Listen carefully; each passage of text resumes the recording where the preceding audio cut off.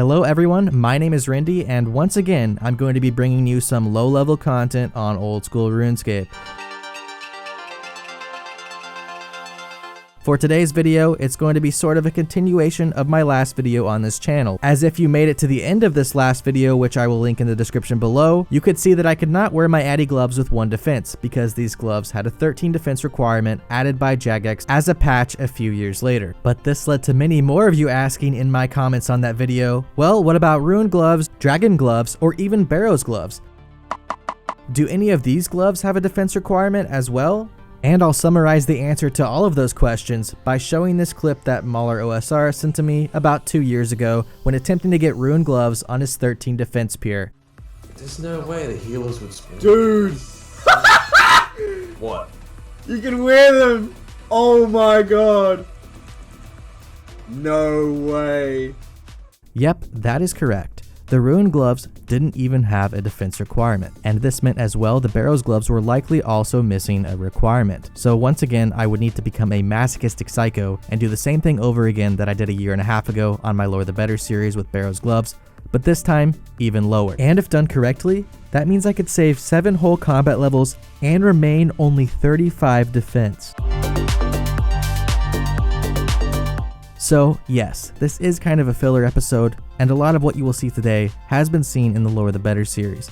But of course, I have to do it lower once again, and I'm going to be putting out a lot more fresh content on this channel within the early parts of the summer.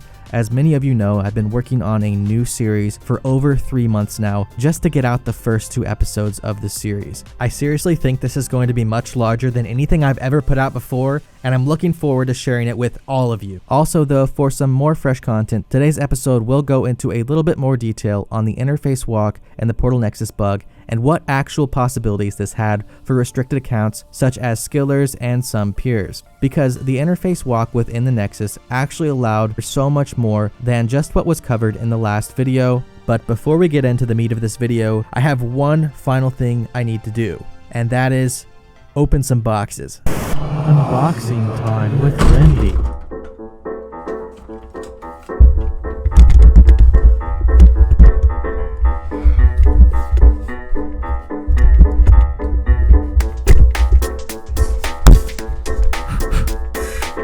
So I'm super excited to announce today's sponsor, and that is because it is Bespoke Post, a subscription box service that sent me some goodies. And you know I love goodies. So I filled out this questionnaire basically, and they find out your preferences through this questionnaire and then send you a gift box valued at like $70 for a $45 value from all these small businesses you would have otherwise never heard of across the globe.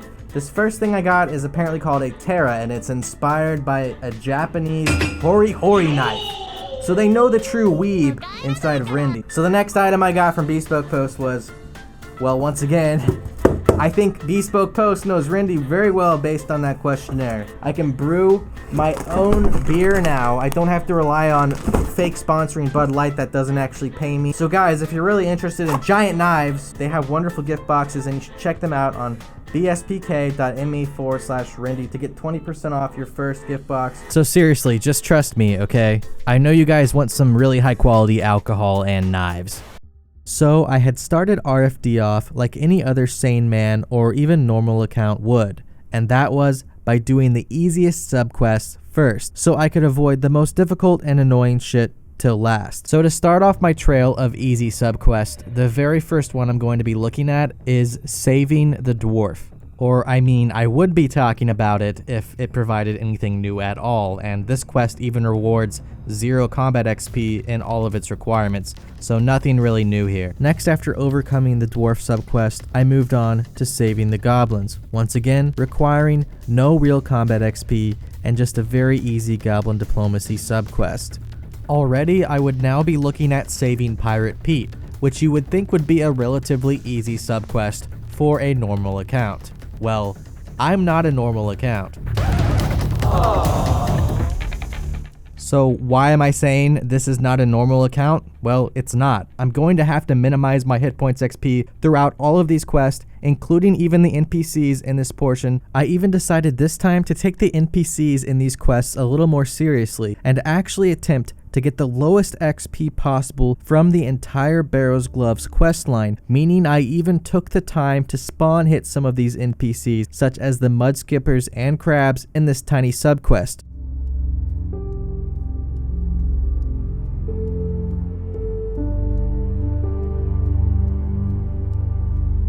So although this was not necessary, as I had a lot of XP to spare between levels towards the final goals of this account, I would this time be able to see the entirely minimum XP that could be gained through every single quest, adding up to the entire completion of Recipe for Disaster.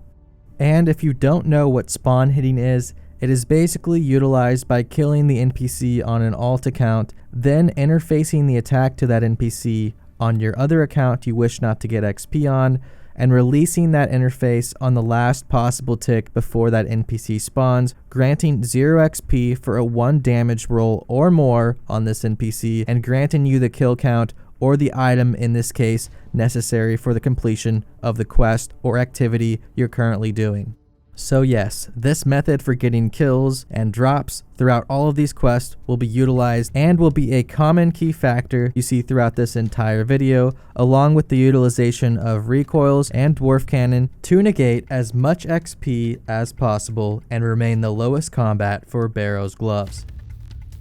The next subquest I would have to complete was Evil Dave's portion of Recipe for Disaster, and most people once again think this is relatively an easy questline, and honestly it is, for the exception of one thing. Once again, I'm trying to save as much HP XP as possible during this entire venture, so this time I'm not going to get the opportunity to poison and flinch the demon from the end of the Shadow of the Storm quest, and instead I'm going to have to sit here and tick-eat the entire thing with recoils till the very last hit.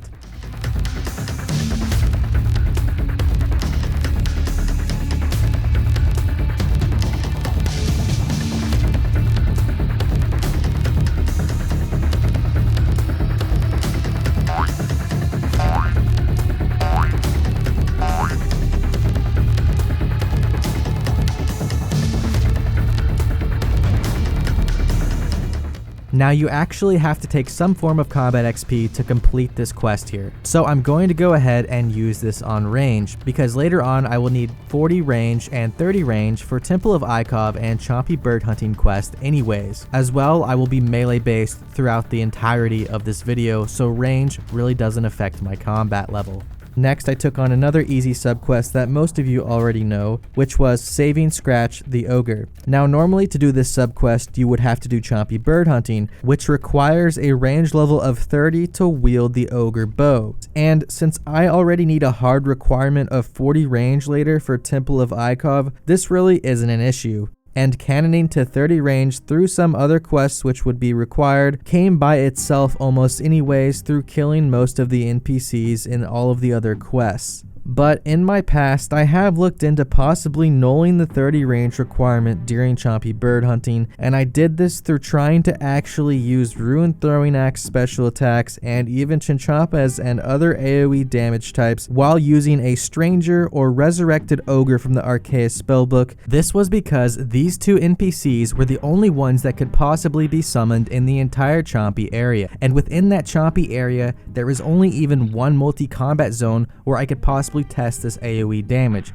near the ogres you travel with on the log during the actual subquest. And why I believed this would possibly work for a kill count registered to an account with not even the range requirement for these quests was because the chompies you summon are very specific to your player, and normally no one else can attack these chompies, and even if you log out and back in, you yourself cannot attack the chompies that you previously summoned.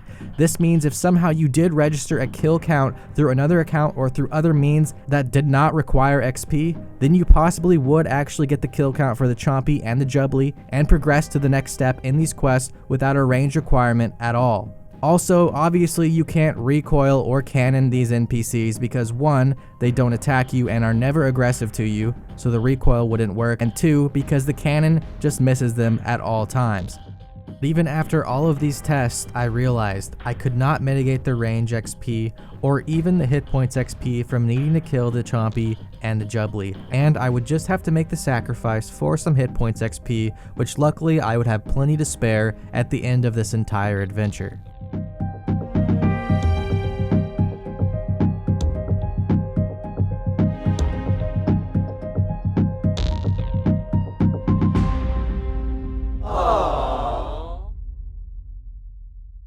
I then moved on to the Lumbridge guide portion, and here is where I start actually getting combat XP as rewards from all of these quests required for the last parts of Recipe for Disaster. And what is odd about this one is many quests say you need Restless Ghost done, such as Creature of Frankenstein and even Nature's Spirit. But in fact, you don't need Restless Ghost completed. You can just actually use a Ghostbeak amulet with a partially completed Restless Ghost quest. But what is different about the Lumbridge guide specifically is that he lists the required quest for his core quest in his entire quest lineup, meaning I can't even start the Lumbridge guide portion of Recipe for Disaster without completing Restless Ghost, or it will pull up a prompt saying I need to complete Restless Ghost. Also, one of these odd quests required by the Lumbridge guide is Witch's House, which grants me a hell of a lot of hit points experience. As well, Nature's Spirit grants HP XP, so from this sub-quest alone, I have to take at least 8,325 hit points experience, which throws my combat up quite a bit. So once again, I would also need Restless Ghost along with Priest and Peril completed, which would get me from 1 to 15 prayer based on those quest rewards. And then I would have to complete Nature's Spirit. This quest alone would also give me 2,000 defense XP with the earlier mentioned 2,000 hit points XP. The only difficult part of this quest is that I would actually have to kill 3 ghasts, which will each reward 30 prayer XP on their death. Now, I've spent hours actually trying to mitigate the prayer XP dropped just from ghast, but unfortunately through many attempts I found this was almost impossible, as the ghast prayer XP is a high priority stall that prioritizes over almost anything. And it is area based, so if you kill a ghast while in last man standing or a place that actually doesn't give you XP, it won't even matter because that ghast kill will not count. So I would finish off the rest of these ghast and just suck it up and get my 90 prayer XP from this quest and still remain 15 prayer. I would kill these by using a cannon since once again I need range XP anyways for later on in these quests, and because that would not grant me any hit points experience. Somebody call Swampletics, we got an imp in the swamp at 3 o'clock sharp. So once again, the sub-quest that changes it all completely from the last time I did Barrows Gloves till now. So unfortunately, the account did get the EXP, and even though everything was set up 100% properly, it was my last straw. So it's good to know, even though I spent 80 hours just for a failure, that I learned all that I did, and I believe that this 52.425 combat will still be the lowest ever possible now with Barrows Gloves. Wrong. I no longer have to take the Monkey Madness training reward, and why I thought I did on the last episode over Barrows Gloves in the Lower the Better series was because of one simple fact. It was a period of time between things that I did not know were yet possible. Originally, before the Barrows Gloves video, I had experience in breaking into a patrol. In fact, I could even do this on level 3 accounts and accounts that had not even started Monkey Madness, much less that had finished it with attack XP from the prereqs for that quest. So even though I did know about interface walking during this time, I didn't know that there were multiple ways to do it. And because I made a Barrows Gloves video specifically between the time my original way got patched and between that of the report button, I never had the perfect opportunity to actually get Barrows Gloves with this specific exploit in skipping the entire Monkey Madness training. Now why this is so important is because out of all the XP rewards, out of all the quests leading up to any part of Recipe for Disaster, the one that gives the most XP in any skill, much less all of them at the same time, is this Monkey Madness training. And to mitigate the Monkey Madness training, I do exactly what we saw in my last video on this channel. I used a report walk feature basically through the Scry in order to skip the training requirement to go back via Gnome Glider and then via boat from Crash Island. This meant that I could travel directly from player-owned homes, mitigate the entire XP reward, and then complete that King Awowogei subquest through World 330 house portals and portal nexuses. If you want to know specifically how this was done and a little more detail and insight into this, well, I describe all of this in my last video, which once again, I will put in the description below. The great thing about this Portal Nexus exploit is that it was actually done not only for Ape Atoll and not only for the subquest of RFD. You could take this to any location that was not in an object inside of a scrying pool or Portal Nexus. So not only was the Portal Nexus exploit used for RFD, and we could take this exploit to other areas of the map, especially all these new expansions of areas throughout the Archaeus spellbook that were added at this later date to the Portal Nexus. And that meant we could get in Canifis near Barrows, we could even get to Harmony Island, which ironically had a failsafe which would put you back to Mosley harmless.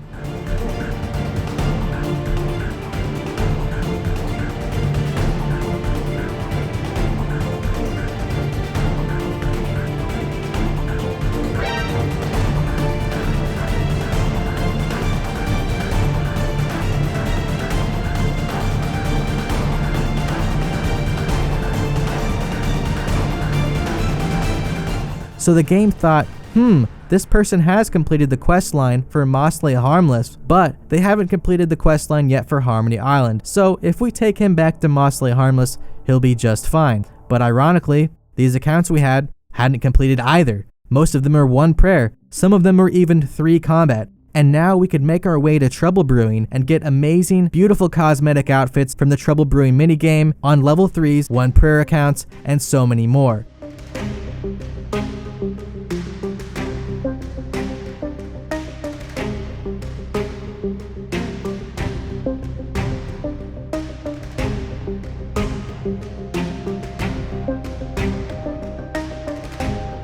At one point, we had even figured out that we could go inside of a friend's house, have him leave, then relocate his house, then go into the Portal Nexus and check the entrance portal scry of the Portal Nexus. So imagine your friend with Song of the Elves done relocates to Prif. Well, that means we could scry directly into Prif and then hope to get kicked out inside and maybe buy a crystal crown. Unfortunately though, this was not the case because Prif has a very high priority kick of the player, meaning the split tick the game sees you're in Prif, you're automatically kicked with no clearance whatsoever.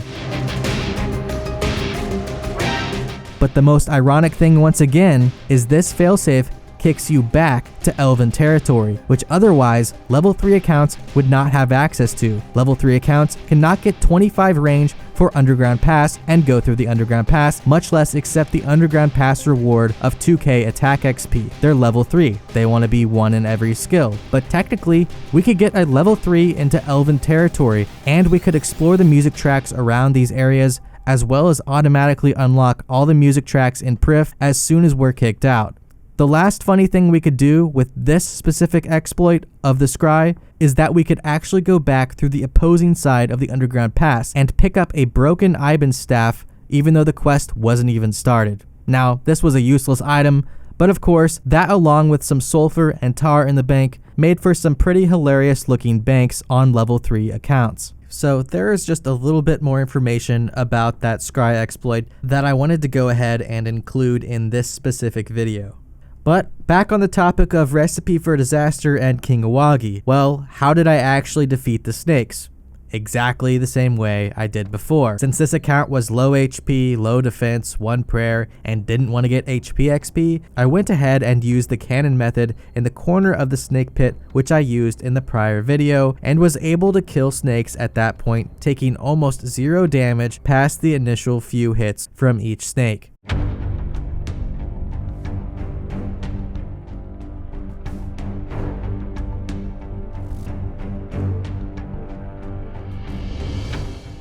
I finally got King Awowogei the snake he deserved and completed this massive portion of the Recipe for Disaster subquest.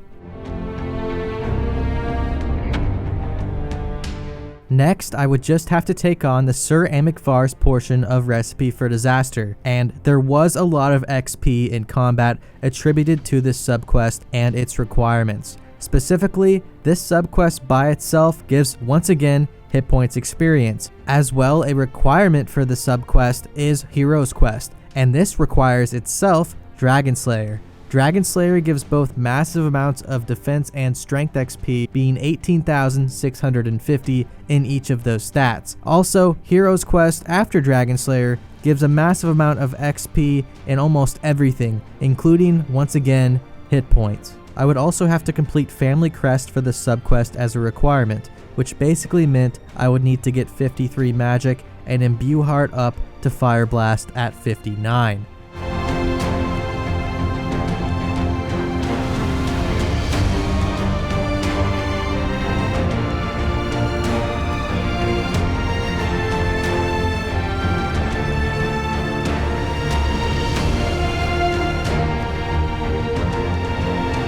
But after finally completing all of these somewhat difficult quests, I could finish Sir Amik Varze's portion of Recipe for Disaster and move on, getting the quest points and the quests I would need for the final fight, being the Culinaromancer.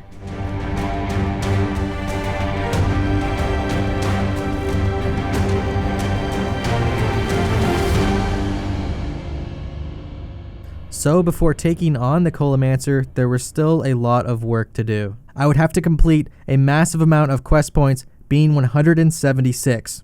Now the absolute maximum quest points this account can have is no more than I think around 186, and this is because I would have to mitigate and avoid all quests that possibly gave combat XP. Therefore, after finally optimizing the route to mitigate as much XP as possible, I did hit that 176 quest point requirement, and this also included the quest Desert Treasure, which was required to actually begin the Culinaromancer fight as well. Desert Treasure itself was a little bit difficult, as I tried to once again avoid as much HP XP as possible by using the cannon in many different scenarios, and because I only had 29 HP and 15 prayer, meaning I would have to run through some very dangerous areas with no protection prayers and some very basic food. But of course we got it done, and this did require 50 magic, granting us 51 at the end of the quest, which was later used for that Family Crest quest I mentioned earlier. Now I would just have to defeat those 6 moderately strong NPCs inside of the Culinaromancer fight, including the Culinaromancer himself. But there was one good thing about this. We had already done this before, and therefore I already knew the best method to take these NPCs on. And that is, once again, simply clicking the cannon.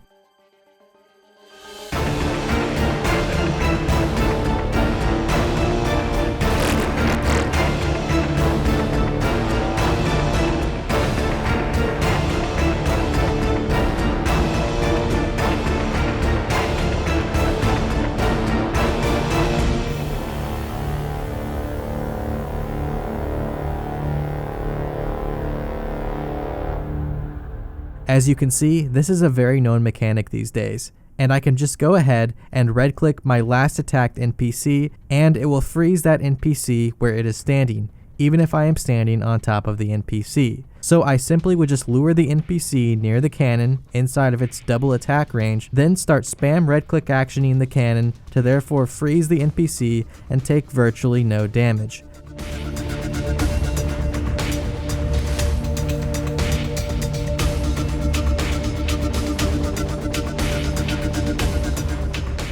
Another benefit of this fight is that you're able to actually bank between each NPC, and it will remember your progress so you can come back and fight the next NPC on the Culinaromancer's lineup.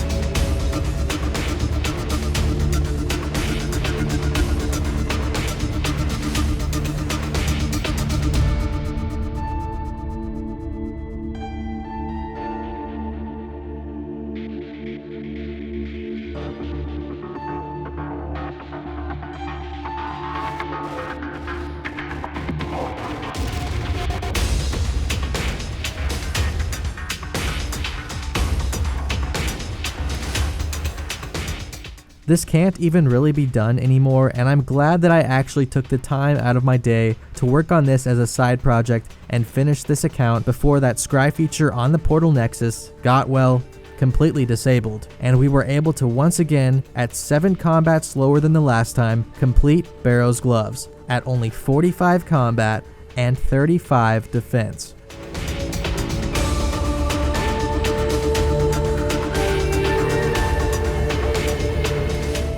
So this is a testament, and it tells you, at any time, I myself, or even you, can outdo or defeat any of these weird achievements or what some would even call records at the time that I do on this YouTube channel. And on that note, hey, who knows? Maybe this achievement has already been bested yet again.